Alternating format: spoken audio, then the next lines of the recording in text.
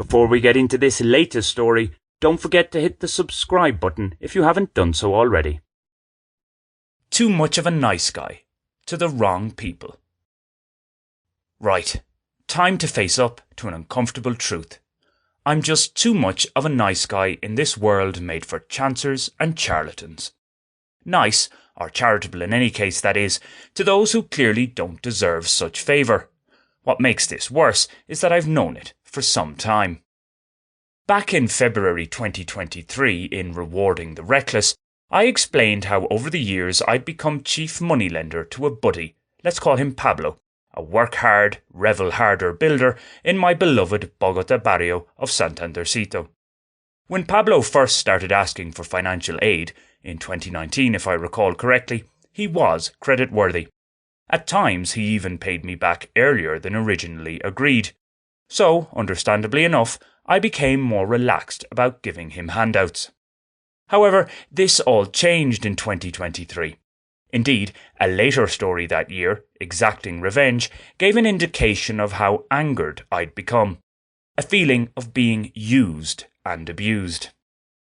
Yet, some questionable quid pro quo deals with Pablo aside, I've allowed myself to be taken advantage of a few more times.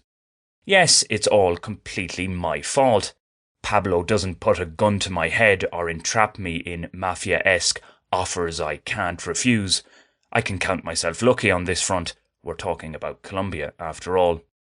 If I were to name a culprit other than me for my actions, it would be Father Time, the great healer that he is and all.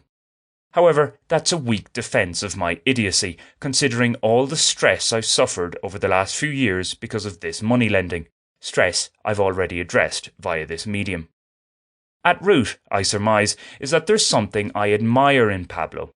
A father of at least 5 children of his own blood, he also took under his wing 2 troublesome stepchildren. I've seen this pair go from late adolescence to early adulthood. The kindest word I could use to describe them is leeches. All this could be seen as a vicious cycle. Pablo is taken advantage of by certain people, his kith and kin essentially. Then he in turn takes advantage of others when the opportunity arises. I've told Pablo before that he should be tougher with his ungrateful stepchildren, as well as, at times, with some of his own adult children. Cruel to be kind and all that.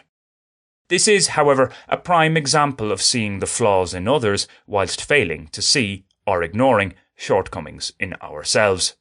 I need to be crueler with Pablo. In any case, Pablo remains in my life. Heated arguments aside, or perhaps because of them, he almost seems like a Colombian brother to me. Family feuds can get ugly, can't they? So my being a nice guy to him is more excusable in that context. Where my nice guy approach rankles even more is when it comes to courting. Before I get into specifics, I must clarify that dating is something that I've never been too enthused about. That admission aside, I had thought that my recent softly, gentlemanly approach with a young lady in San Jose del Guaviare was the way to go. And initially, it did seem to bear fruit. However, in the space of just 24 hours, this object of my desire, best I see her as an object, lest I reopen barely healed emotional wounds, went from seemingly being open to my advances to putting up an impenetrable barrier to her heart and head. I was dumped before I'd allowed myself to be properly used and abused, or before I'd been given the chance to discover this object's dislikable traits, of which she no doubt has many. My error? Well, according to some local lads, I wasn't forward enough with her. Too much of, yes, you guessed it, a nice guy. After nights out, when she said she had to go home because her mother would be waiting for her, I respected her decision.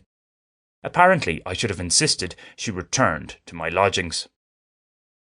These lone and love episodes remind me of advice given to the physician Gabor Mate, which he shares in his book When the Body Says No. If you face the choice between feeling guilt and resentment, choose the guilt every time.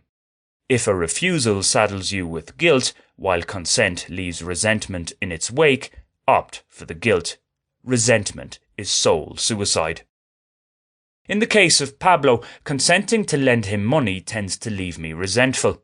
And with the one-time object of my desire, I resent not being more direct more quickly. The former scenario is, in theory, easier to rectify. As for the latter, it's more difficult to know where the boundaries lie. When does one go from being too much of a nice guy to being too much of a strong man? What appeases object A may appall object B. Thus, there may be no relevant lesson to be learned from an error in one escapade before embarking on another. Such is life. Have you subscribed to this channel yet? If not, why not do so right now? It's free and only takes a second. Thanks!